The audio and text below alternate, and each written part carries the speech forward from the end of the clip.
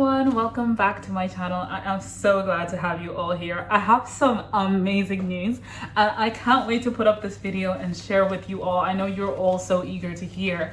After I got all the Karus and the Cadlage line and I absolutely loved it, I ended up finding the gem on sale. I think I got it for something like €80 or something, and I knew Arabians Tonka lately has been selling for $150 and it's so hard to get a deal. I think I got it on Latino or something like that. I think at max maybe I spent like €90, but like the minute I saw that sale, I was like, you guys know I've been waiting for this fragrance for maybe like a year and a half, like in terms of like waiting for a good time to buy it. So I just had to, especially after I tried Karus Secret Musk and Noir D'Arabie, and I just decided like I would love it. I will be honest, like when I first got it, I was very hesitant because I was like, when I first smelled it, I was very hesitant because to me, I felt like it played the same part as Baccarat Rouge and Shagaf Oud. They were just, those two DNAs were just too similar to this. But actually, now that my nose has matured, I definitely think there's a place in my collection for this fragrance. It definitely does not outshine Shagaf Oud, and it definitely does not outshine Baccarat Rouge at all. I think, to be honest, I was just smelling the saffron and the quality of the oud and the texture of the perfume that really made me like feel like that. But to be honest, I couldn't be any happier with my fragrance than this. It's this, I'll be honest with you, Deluxe by Tiziana Terenzi and Montal have been some of my first niche fragrances in my collection, and I am so happy about that. Like, I'm so happy because I have taken some time to actually understand the DNAs. I haven't rushed into it, and I've gotten them at a decent price. I think both of them, I've got them for under €100 both. And I hope that I never ever have to buy a designer fragrance or a niche fragrance for more than €100 max. I just don't think, like, I don't have that kind of money, and I'm too curious about fragrances to be splashing that much on one bottle. That's just me being absolutely honest. I do have some exciting news. I got some Penhaligon samples coming in. I got them, Penhaligons apparently had a 65% sale, which I missed, but also they had a free sample sale last night and I got about 6, so I'm really happy about those. I can't wait for them to come in. But anyways, let's get back to the topic. Today we're going to be comparing Karus Secret Musk here, and then we're going to be comparing Noir D'Arabie to the OG Arabians Tonka. Now I want to be honest with you in terms of this fragrance review. I'm not going to go through the notes here. Like, it takes too much time sometimes, and to be honest, I do not like, maybe I'll put them on the screen, but we're not going to go too much into the details in terms of like the notes or or an individual review of each. I'm not going to do that. I'm just going to talk about how I feel about each, and then we're going to actually compare them side to side with each and across the board, So first of all, let's talk about Noir D'Arabie, right? To me personally, when I first smelled these two samples, I definitely felt like Noir D'Arabie came the closest to Arabians Tonka, but it didn't come that close, right? Like Noir D'Arabie to me has that saffron opening. So Noir D'Arabie says it has like some saffron, some oud, some bergamot, some tonka, some musk, and some oud. That's just me reading off the top. I definitely feel like the saffron is here in this fragrance. It definitely has that powdery texture that Arabians Tonka has. It definitely has that denseness that Arabians Tonka has, but I definitely feel like it's a little bit more watery than Arabians Tonka, and the strength is not the same. I think Noir D'Arabie comes around 6 hours, and we know this is a beast. It's given 24 hours easy. The saffron and the oud are beautiful in this. They really they're soft, they're atmospheric. This fragrance, one thing I love about this fragrance DNA is that like it really is very regal. It's not giving, everyday money type vibe. It's giving money type vibes. You can definitely smell the tonka here, the bergamot. I feel like the bergamot is actually here because you can smell like a little bit of the like a citrusiness and also like a kind of alcoholiness in the opening, but that's not bad because actually it lasts less than 30 seconds and it's gone. And you're not going to be smelling the perfume up here. Come on, let's be honest. Like, you're not going to do that. So it's beautiful in that sense. Now, when you get Karus Secret Musk is a lot more like you mixed Arabian Tonka and then mixed it with Arabian Tonka. Sorry, Baccarat Rouge and Arabian Tonka together. That saffron just takes the absolute front center. Like, I definitely wouldn't say, like, if you want Arabian Tonka, go for Karus Secret Musk. I do feel like they definitely are, they're sisters.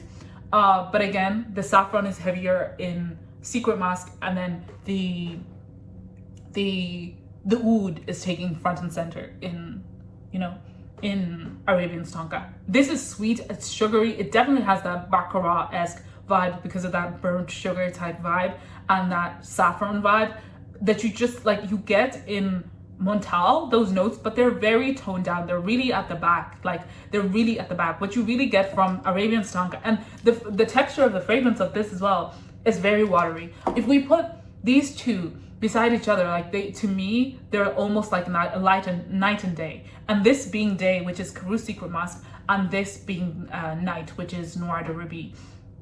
In terms of longevity, I have to make a separate video about this because I need to get this off my chest. I had high hopes for my samples for a Karus Secret Musk. I don't know if it's ever going to change, but to me, honestly, they don't last more than 5 hours. And I don't know how I feel about that. They definitely really come off as if they give like 8 hours. I don't know if it's the spray. And I've heard people say they will last 8 hours, but if I'm absolutely being honest, like, it's 6 hours max. And it it projects for an hour, 30 minutes, and then it comes close to the skin. And you know me, I like my strong fragrances. I like to be smelled. Like, I love to smell myself. And this just wasn't cutting it. It's beautiful. It's beautiful. But if I'm being honest with you, I do want a Baccarat Rouge DNA in my fragrance. And I've just been waiting and trying to pick the right one because, as we all know, there's so many. And I don't want a DNA that will that won't scratch the itch, if you know what I mean. And that, to me, will just make anything else that I buy redundant. I want a good version of that. So to me, like, this could have been it, but just because it's striding close to Arabians Tonka, and it just is not, you know, my favorite part about the Baccarat Rouge DNA is how transparent and translucent, but also beast mode it is.